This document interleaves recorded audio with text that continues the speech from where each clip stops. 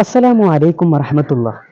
ഞങ്ങളിപ്പോൾ ഉള്ളത് കൊണ്ടോട്ടിയിലെ തെക്കയ്യ മസ്ജിദിന് ചാരത്തുള്ള കുബ്ബപ്പള്ളിയിലാണ്. ചരിത്രപരമായും വാസ്തുശില്പപരമായും ഒരുപാട് പ്രാധാന്യമുള്ള ഇടമാണിവിടം. ഏതാണ്ട് 2 നൂറ്റാണ്ടിലേറെ പഴക്കമുള്ള ഈ പള്ളിയുടെ വിശേഷങ്ങളിലേക്ക്. കുബ്ബപ്പള്ളി എന്നറിയപ്പെടുന്ന ഈ ഒരു 4 ചുമരുകൾക്കകത്താണ് ബഹുമാനപ്പെട്ട സയ്യിദ് മുഹമ്മദ് ഷാ എന്നുള്ളവർ അന്ത്യവിശ്രമം കൊള്ളുന്നത്. 1770കളിലാണ് ബഹുമാനപ്പെട്ടവർ കൊണ്ടോട്ടിയിലേക്ക് കുടിയേറി പാർക്കുന്നത്. മുംബൈ നഗരത്തിനടുത്തുള്ള കല്യാൺ എന്നുള്ള സ്ഥലത്ത് നിന്നാണ് ബഹുമാനപ്പെട്ടവർ കൊണ്ടോട്ടിയിലേക്ക് കുടിയേറി പാർക്കുന്നത്. ബഹുമാനപ്പെട്ട മുഹമ്മദ് ഷാ അവരുകൾ മുംബൈയിൽ നിന്നും കേരളത്തിലെ കൊണ്ടോട്ടിയിലേക്ക് എത്തിയപ്പോഴേക്കും ഇവിടെ ഭരണം നടത്തിക്കൊണ്ടുണ്ടായിരുന്നത് ടിപ്പു സുൽത്താൻ ആയിരുന്നു. ടിപ്പു സുൽത്താന് ഏറെ ഇഷ്ടപ്പെട്ട ഒരു വ്യക്തിയായി പിന്നീട് മുഹമ്മദ് ഷാ അവരുകൾ മാറുന്നുണ്ട്. അവിടുത്തെ ജനങ്ങളോടുള്ള സാമീപ്യം, ജനങ്ങളോടുള്ള ഇടപഴക്കം എല്ലാം ടിപ്പു സുൽത്താനെ വളരെയേറെ ആകർഷിക്കുന്നുണ്ട്. കാരണത്താൽ ടിപ്പു സുൽത്താൻ അവർക്ക് കുറച്ച് ഭൂമി നൽകി അവിടുന്ന് നികുതി പിരിക്കാനുള്ള അവകാശവും ചുമതലവും നൽകുകയാണ്. അവിടെ നിന്നെല്ലാം നിങ്ങൾ നികുതി പിരിക്കണം, അവിടെയെല്ലാം നിങ്ങളുടെ നീതിയുടെ ഭരണത്തിന് കീഴിലായിക്കോട്ടെ എന്നുള്ള അർത്ഥത്തിലാണ്. എന്നിട്ട് ടിപ്പു സുൽത്താൻ ഇവിടുത്തെ കേരളത്തിലെ ഭരണം അവസാനിച്ച് മൈസൂരിലേക്ക് മടങ്ങിപ്പോയപ്പോഴേക്കും ഇവിടമെല്ലാം മുഹമ്മദ് ഷാ അവരുടെ ഭരണത്തിന് കീഴിലാവുകയാണ് ചെയ്തത്. ഭരണം എന്ന് പറഞ്ഞാൽ ആ ഭൂമിയെല്ലാം പാവപ്പെട്ട ജനങ്ങൾക്കും ആരുമില്ലാത്തവർക്കുമായി വീതിച്ചു കൊടുക്കുകയാണ് മുഹമ്മദ് ഷാ അവരുകൾ ചെയ്തത്. ഭാരതീയ പേർഷ്യൻ രീതി അഥവാ ഇൻഡോ സാരസൻ എന്ന ഒരു പ്രത്യേക ശൈലിയിലാണ് ഇത് നിർമ്മിച്ചിട്ടുള്ളത്. ഇസ്ലാമിക രീതിയിലേക്ക് ഭാരതീയ രീതിയും കൂട്ടിച്ചേർത്താണ് ഇതിൻ്റെ നിർമ്മാണം. മുഗൾ, ഗോൾക്കണ്ട തുടങ്ങിയ സാമ്രാജ്യ ശക്തികളുടെ സ്വാധീനം മൂലമാണ് ഇത് ഇന്ത്യ ഒട്ടാകെ വ്യാപിപ്പിച്ചത്. Chhatrapati Shivaji terminus, gateway of India, Mysore palace, പ്രസിദ്ധമായ Victoria hall, Hyderabad Qutub Shahi mosque തുടങ്ങിയവ ഇതിന് ഉദാഹരണങ്ങളാണ്.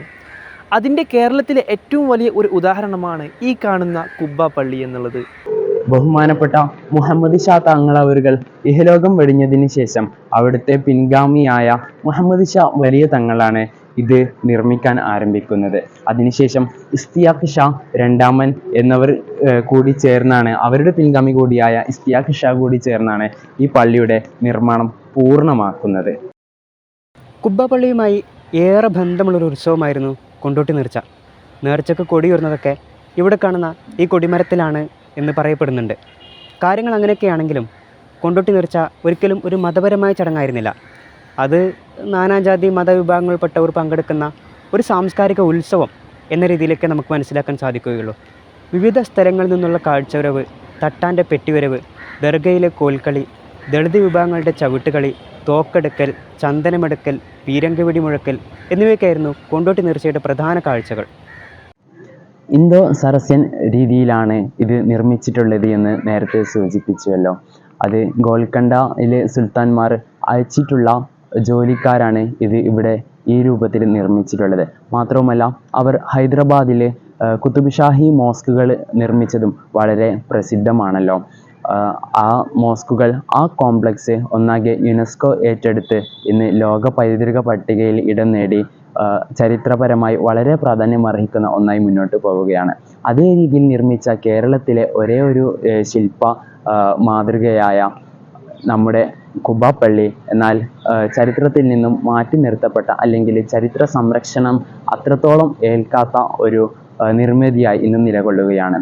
കേരളത്തിലെ ടൂറിസം വകുപ്പിൻ്റെ കീഴിലൊക്കെയാണ് ഈ ബിൽഡിംഗ് മോണമെൻറ്റ് ഇന്ന് നിലനിൽക്കുന്നതെങ്കിലും അതിന് വേണ്ടത്ര ശ്രദ്ധ കൊടുക്കുന്നില്ല എന്നുള്ളത് വളരെ ഖേദകരമായ ഒരു കാര്യമാണ്. നമ്മുടെ പ്രത്യേകിച്ച് കേരളത്തിലെ ചരിത്ര നിർമ്മിതികളെ, മോണമെൻറ്റ്സിനെ ഒരുപാട് പ്രാധാന്യം കൊടുത്ത് മുന്നോട്ട് കൊണ്ടുവരാൻ ശ്രമിക്കണം. നിർത്തുന്നു. അസ്സലാമു അലൈക്കും.